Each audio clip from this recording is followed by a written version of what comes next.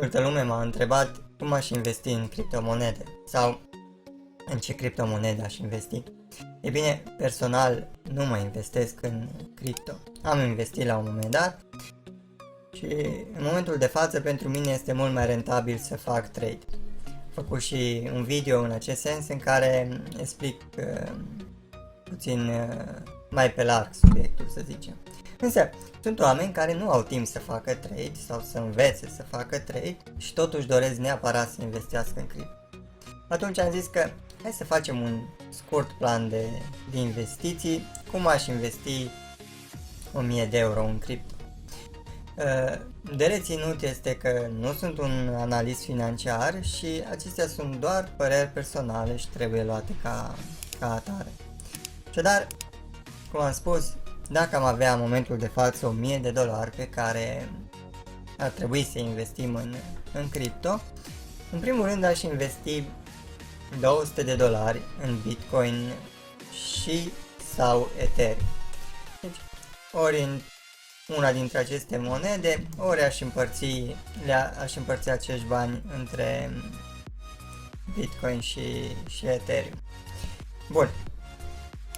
Apoi, pe locul 2 în planul nostru de investiții ar fi Sleeping Giants. Pe românește, fosta elele când ai fost.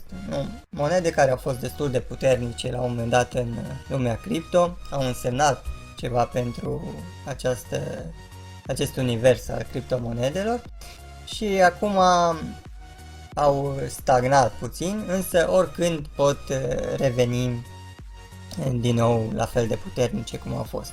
Și aici putem aminti Litecoin, Cardano, EOS, deși este puțin mai tânăr, NIO, Zeku, IOTA, Dashu, Moreno ar intra tot în această categorie, poate și Liscu, monede care au fost și în 2017, de exemplu, destul de bine cotate.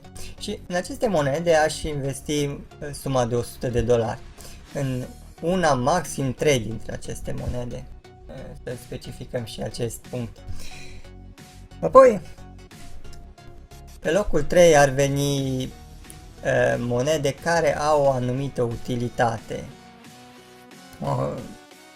Și aici aș spune, nu că restul ar fi inutile, însă dacă ne gândim la Binance Coin, plătim în fiecare zi poate cu ea fiurile la Binance, nu? Batu au construit un univers foarte frumos în jurul acelui browser și se folosește această monedă. Pro, din nou moneda unui exchange, Link-ul, Engine Coin-ul, iară s-au dezvoltat mult pe partea de gaming. Verge, din nou se poate folosi de unul. Apoi BitTorrent-ul este încă la început, spun, dar poate avea un viitor frumos. Steam-ul este o monedă destul de veche, în care merită să investești. Cam astea ar fi. Bine, mai sunt monede cu utilitate, însă rămâne la latitudinea voastră să alegeți, să le căutați, însă suma de 100 de dolari aș pune în aceste monede. Am spus tot așa, una, maxim 3.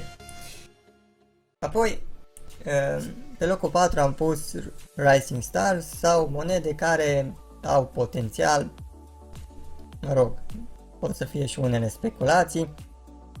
Și aici putem include DOT, Heron, Hiv se citește, Hive, habar n-am, în fin, ați înțeles voi moneda aia cu blogurile. Zcoin, Nexo, BitTube, poate o să aibă succes pe viitor dacă YouTube-ul va scădea din popularitate. Nu? Astfel de monede care au un proiect care la un moment dat poate să ajungă în top 10 sau top 50. Monede cu potențial de creștere. Și la fel, aș investi $100 în acestea. Din nou, trebuie să amintesc că puteți căuta alte monede, nu, astea sunt doar ca exemple. Și iar una sau 3, maxim 3 dintre acestea le-aș împărți în $100. Apoi, acum am ajuns la jumătatea investiției noastre, am acumulat deja $500, nu le-am investit și am mai rămas cu 500. Ei bine, acești $500 i-aș investi în dolari sau i-aș păstra în dolari, euro sau lei. Este foarte important ca atunci când ești un investitor să ai lichidități. Nu? Dacă nu ai cash, nu poți profita de oportunitățile pe care ți le oferă la un moment dat marketul. De exemplu, acum Bitcoin-ul este 10.000, dacă mâine Bitcoin-ul ar fi 6.000 și noi am investit astăzi toți banii, nu am avea să cumpărăm la reducere. Sau dacă Bitcoin-ul ar fi 3.000, din nou, și am investit toți banii, nu am avea bani să cumpărăm mai ieftin. Și același principiu se poate aplica la toate monedele, nu știm când una o să aibă un picaj și o putem cumpăra mult mai ieftină. Sau nu știm dacă nu acesta este vârful, poate încă 2 ani de zile nu o să mai întâlnim Bitcoin la 10.000, nu se știe. Și atunci ce am făcut? Am investit toți banii când era marketul în vârf. Nu? Investim jumate din bani, jumate îi ținem pentru a cumpăra la reducere și în momentul în care vom mai avea $1.000 vom face același lucru. 500 investim, 500 îi păstrăm. Dacă prindem oportunități, cumpărăm mai ieftin. Dacă merge marketul în sus, să nu uităm niciodată să ne luăm profitul. Cam acestea am avut de spus despre acest subiect, cum să investim $1.000 în cripto. Până data viitoare, trade safe și aveți grijă de voi.